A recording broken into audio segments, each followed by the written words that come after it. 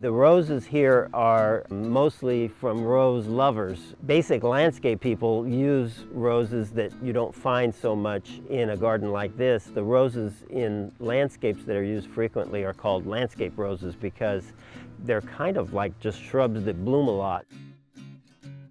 And then there's other categories of roses which you'll learn more about today from Dianne. Dianne's going to tell you about the 8 varieties that she wants to focus on today in this garden, even though they have over 100 roses and quite a few varieties.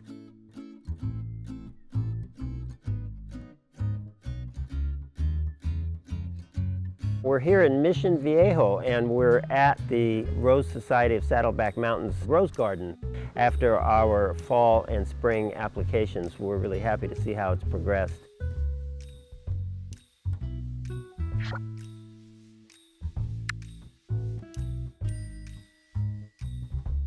You know, most people, when they think of roses, think of hybrid tea roses, which supposedly have all these rules around pruning, and those rules can be intimidating for people and sometimes make it so people don't want a rose like a hybrid tea because they think they don't know enough about roses to do so.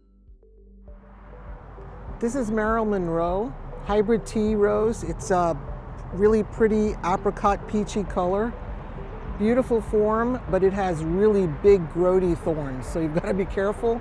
Also, it likes to grow really big and robust, so a lot of people don't have enough room in their gardens for this. But this is a perfect spot in the garden for this rose, and it makes a beautiful cut flower. It's a welcome addition to your yard if you have enough space. I once went to a rose pruning seminar, and he said, if you don't know anything about roses and all you did is just grabbed it all and bunched it together and cut off 2/3 of it, you'd be doing great and the rose would respond fine. It wouldn't meet any of the very exacting standards of properly pruning a hybrid tea rose, but it would perform great. This is Moonstone, another hybrid tea that's one of my favorites and also many other rosarians' favorites. It's actually a showstopper and has won awards, and it's just got a beautiful form and it's just a really perfect rose. In addition to hybrid teas, you're probably aware there's floribundas, there's grandifloras, and then there's lots of different landscape roses, as I referred to earlier. So those categories are not really that important, but people like Dianne will usually refer to which category the rose falls into, and people interested in roses keep track of all of that, and it does help to know the best way to prune each of those. This is Veterans Honor, a hybrid tea rose, really bright red, pretty perfect form. It's also very popular and it's a favorite of mine as well. And it looks really good at this end of the garden.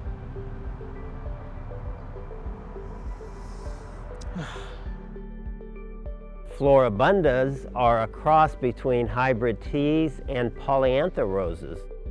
Polyantha roses are low-growing shrubs with large clusters of small flowers. This is Our Lady of Guadalupe, a beautiful pale pink floribunda rose.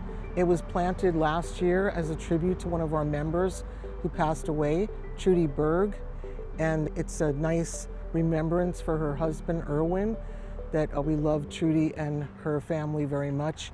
And so now we have this beautiful tribute rose, Our Lady of Guadalupe, as Trudy's rose.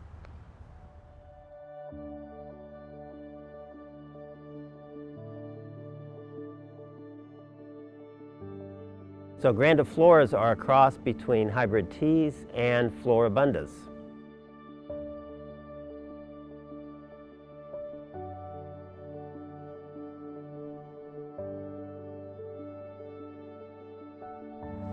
This is another favorite rose of mine. It's called Pretty Lady Rose Hybrid Tea. This is a tree form rose, and I like this rose so much I went out and bought one for myself as well. Not a tree rose variety, but just a standard, and it's growing beautifully in my yard as well. And it's also another tribute to Trudy Berg as well. There are shrub roses, which some people call them shrub roses instead of landscape roses. I use the word landscape roses. This is Princess Anne, a beautiful pink, full-petaled rose. It's very popular. A lot of people to the garden really visit this rose and say how pretty it is. It kind of looks like a peony, and it's a very popular one. I like it as well.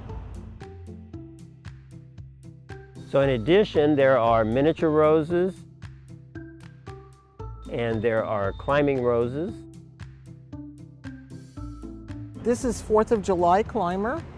As you can see, it's kind of like a firecracker striped floral bloom. It's very, very popular. A lot of people like it. Multi blooms on each branch, and also a very nice addition to a lot of people's gardens that have a lot of room for this spreading climber.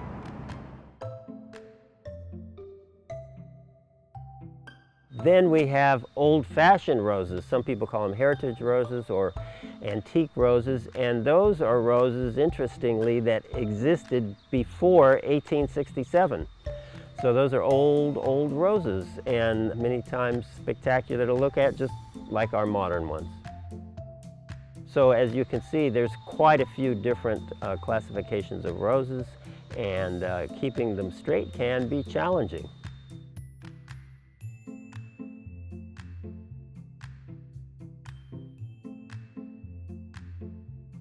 This is Blaze, a red climber. It's only about 2 years old, and when we first planted them, there's just minimal blooms, and this year is the best showing that we've had on this rose. It's a great addition to the garden and a good entranceway for people to come in and enjoy the roses.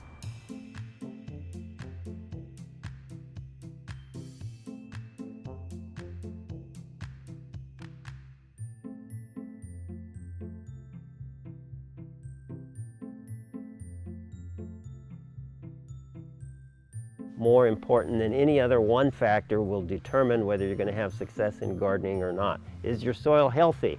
Is your soil alive? So regardless of the classification, there's one thing they all have in common, and that is they're at their best in terms of vitality, health, absence of pest and disease, and abundance of bloom when they have healthy soil. And we think the easiest, best way to infuse that soil with life is with our products.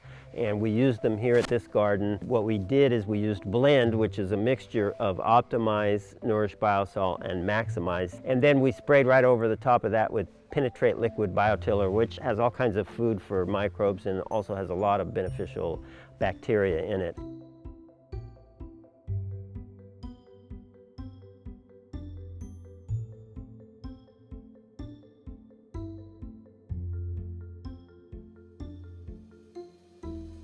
You can check out our other related video where we did a comparison here in Mission Viejo, where we compared most of the roses we added our blend to and our penetrate, and just a few, 4 or 5 roses, we left untreated just as an experiment and as a control group to be able to show the difference.